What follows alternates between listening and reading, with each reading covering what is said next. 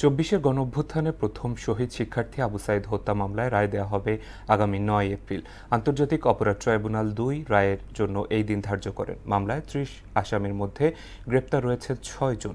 আসামিদের বিরুদ্ধে আনা অভিযোগ সন্দেহাতীতভাবে প্রমাণ করা গেছে উল্লেখ করে উপযুক্ত শাস্তির প্রত্যাশা জানিয়েছেন প্রসিকিউটররা। আর তদন্তকে ত্রুটিপূর্ণ বললেন আসামি পক্ষের আইনজীবীরা। মুদাসির আলীর প্রতিবেদন। ২৪ জুলাই মাসে দানা বাঁধে কোটা সংস্কার আন্দোলন, যা বেগবান হয় ১৬ জুলাই। সেদিন রংপুরে পুলিশের গুলিতে বিদ্ধ হন বেগম রোকেয়া বিশ্ববিদ্যালয় শিক্ষার্থী আবু সাঈদ। পরে মৃত্যুবরণ করেন তিনি।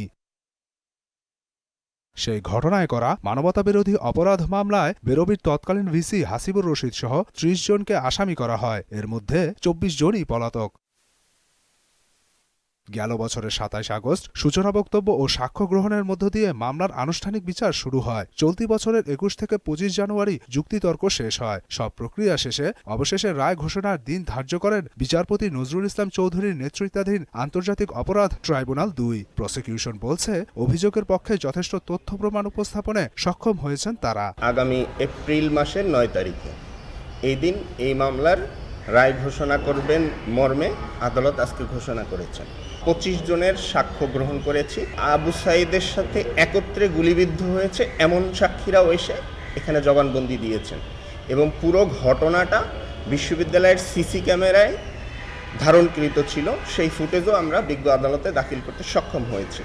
এর জন্য আমরা সর্বোচ্চ শাস্তি আশা করতেছি এবং সন্দেহাতীতভাবে প্রমাণ হয়েছে মর্মে আমরা আশাবাদী। মামলায় আসামি পক্ষের আইনজীবী আজিজুর রহমান দুলু, তিনি এএসআই আমির হোসেন, কনস্টেবল সুজন চন্দ্র রায় ও বেরোবির কর্মচারী আনোয়ার পারভেজ আপেলের হয়ে লড়ছেন, যারা বর্তমানে গ্রেপ্তার রয়েছেন। এই মামলার তদন্ত প্রক্রিয়া ত্রুটিপূর্ণ বলে দাবি করেন আজিজুর রহমান দুলু। ৬ জন পুলিশ কর্তৃক আবু সাঈদকে লাঠিচার্জ করা হয়েছে, যেখানে আবু সাঈদ তার হাতে থাকা একটি লাঠি দিয়ে একজন পুলিশের লাঠির চার্জকে ঠেকানোর চেষ্টা করেছিল।